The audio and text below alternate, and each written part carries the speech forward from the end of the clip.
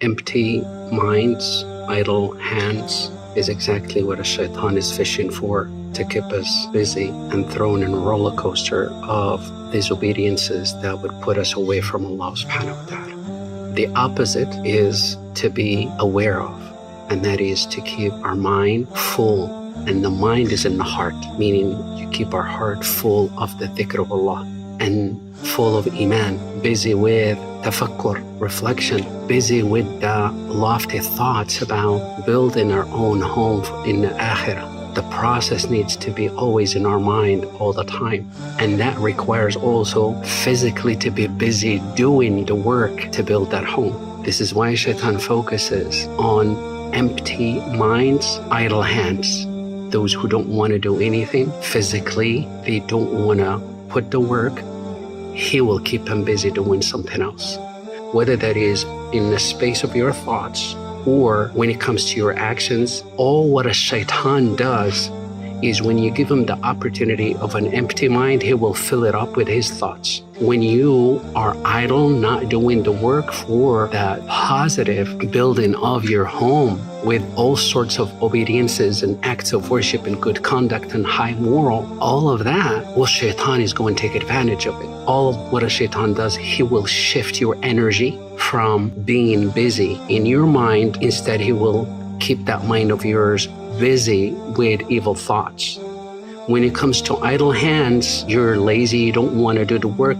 No matter what excuses you're looking for and justifications, Allah Ta'ala commanded the Prophet ﷺ that for as long as you're alive, وَاعْبُدْ رَبَّكَ حَتَّى يَأْتِيَكَ الْيَقِينُ. Keep busy on the level of your thoughts, keep busy in the level of your physical action outwardly, busy being productive in the physical world until death comes to you.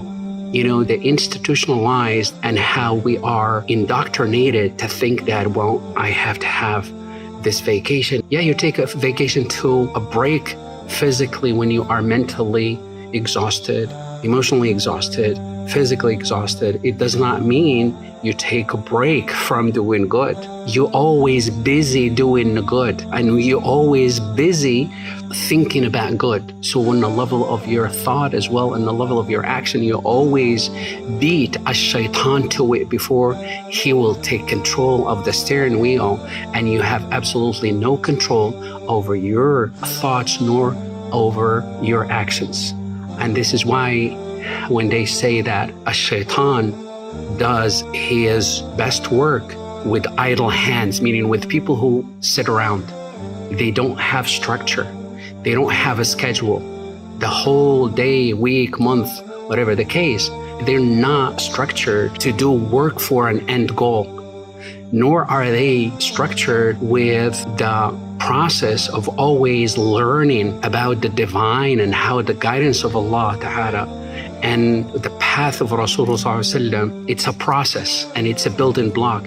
You learn today and then you add to that, learning more tomorrow and the next day and on and on. You keep always learning.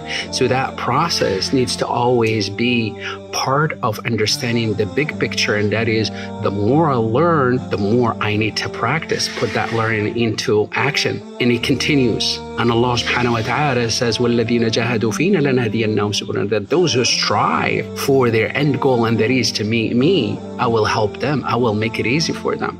I will pave the path for them. لَنَهْدِيَنَّهُمْ سُبُلَنَا. It doesn't matter which direction you take, except that you will find Allah Ta'ala had already paved it for you, and you find yourself really cruising through it without any effort. Why? Because you set your mind, your goal, your principles. This is why when the Prophet ﷺ used to always make that dua, do not leave me to myself, لا تكلني إلى نفسي طرفة عين, even if it is for a blink of an eye. Why? He does not want to be away from the space of the divine, whether on the level of his actions, his morals, his compass, his conduct, always in line with what keeps him in the space of the divine.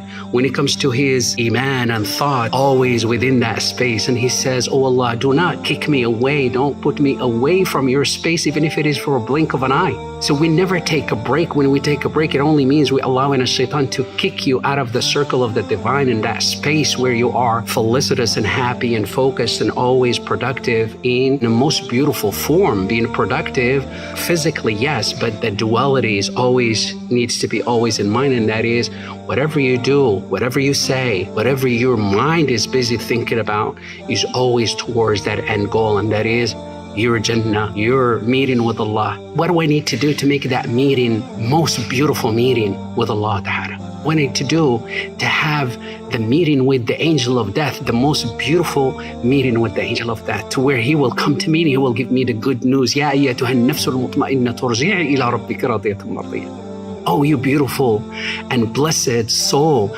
go back to your Lord. He is pleased with you, and you will be pleased the minute you meet Allah subhanahu wa ta'ala.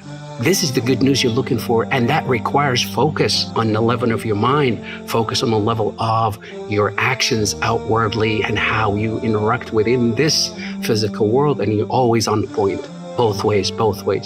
Idle hands is an opportunity for a shaitan to take over the steering wheel. Empty mind, even better. This is why they say the devil does his best work with idle hands, but he does even better work with empty minds.